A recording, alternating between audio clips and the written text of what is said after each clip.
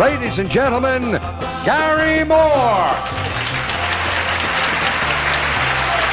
As we meet our panel here on To Tell the Truth. Nipsey Russell. Kitty Carlisle. Bill Cullen. And Peggy Cass.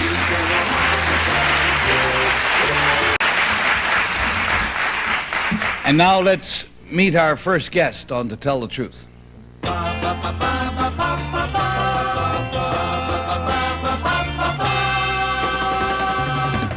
Number one, what is your name, please? My name is June Guinan. Number two. My name is June Guinan. Number three. My name is June Guinan. And what we have to discover, panel, is the real June Guinan, and here is her hopeful story. It says, I, June Guinan, am a teenage alcoholic. When I was 8 years old, I was given my first drink by an adult who thought it would be funny to see a little girl drunk. By the time I was 9, I was drinking slow gin and popping pills regularly. Listen to these frightening statistics. There are approximately 500,000 teenage alcoholics in the United States. 12 is the average age of the teenager seeking help. 14% of the nation's high school seniors get drunk at least once a week. And 6 out of 10 alcohol-related highway deaths involve a person 16 to 24 years of age. Fortunately, guidance, therapy, and medical services are available. Take me, for instance. I have graduated from high school, I am going to business college, and more importantly, have not had a drink in 3 years. Signed, June Guinan.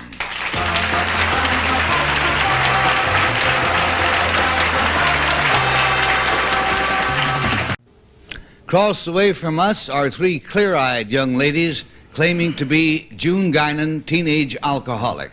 Let's start the questioning, please, with Kitty Carlisle. Thank you. I'm delighted to say none of you 3 look as though you've ever had a drinking problem. Number one, is there a common denominator between involving young drinkers? Is it heredity? Is it brain damage? Is it environment? Is there a common denominator of any kind? Well, 50% of alcoholic parents have alcoholic children who become, children who become alcoholics. Number two, I heard the other day that there is something called minimal brain damage, which apparently alcohol affects very adversely. Do you know about that? Yeah, what it does is it kills a lot of brain cells, but we kill brain cells every day. When you take alcohol, it kills millions and millions of them, but we have a great reserve. I see. So, Thank you. Number three, how could you at 9 years old... Thank you, Kitty, very much. Sorry, we're going on to Bill Cullen. I'm going to stay with number 2 because Kitty has already asked number 1, is there that common denominator? Number 1 mentioned 50% of alcoholic parents have alcoholic children. Number 2, do you hold with that figure?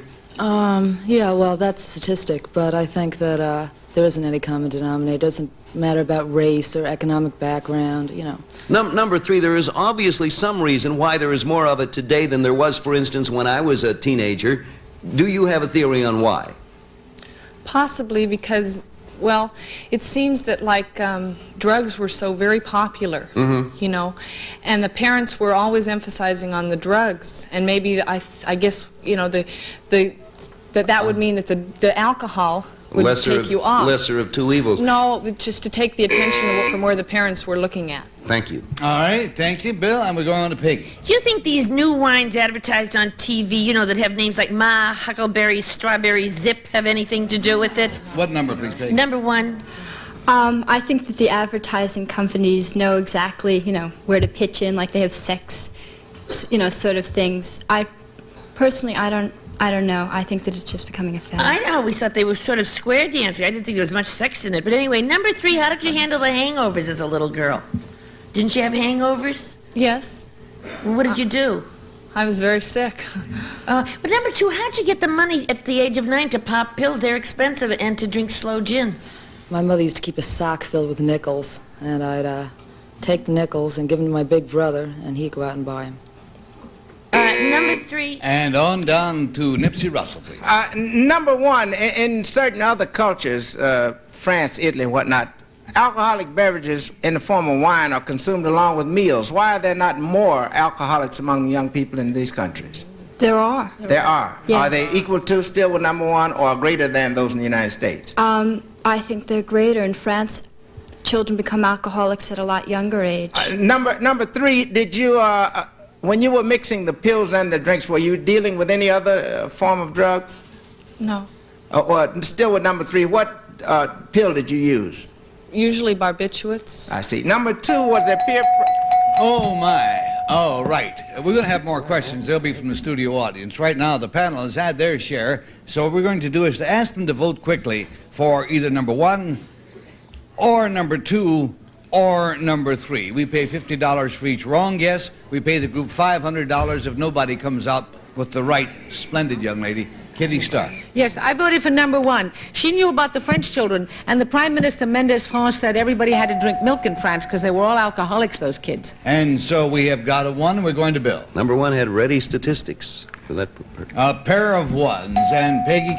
Well, it's true. The French children have a lot more. There are a lot more alcoholics among French children than among ours. Not that we are missing very many figures. One. So far, everybody is on number one, and how are you going to go there, Nipsey? Well, I don't know where the drunks of tomorrow are coming from. I voted for number one because she seemed to be precise about the first question about the European children being addicted to alcohol.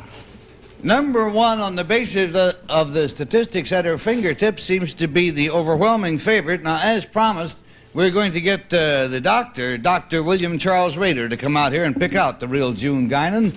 So, doctor, if somewhere over there is somebody with whom you've talked a great deal. Well, now, does it turns out number three.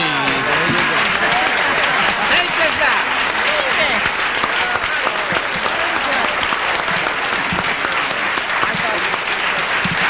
That's great. Doctor, we'll get to you in a minute. Don't waste time.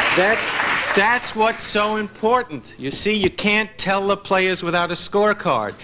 No, I'm not being facetious. It really is very important. A teenage alcoholic looks and acts exactly the same as anybody else. They're not anybody special. They're just a teenager who happens to have a disease of alcoholism. So I'm very happy. Great. Well, you are too. I'm delighted the young ladies, all three of them, got $500. And number one, tell us, your statistics were just great. What is your real name? What do you do? My name is Alayne, and I'm a student at the High School of Performing Arts in New York City. Ah, good actress.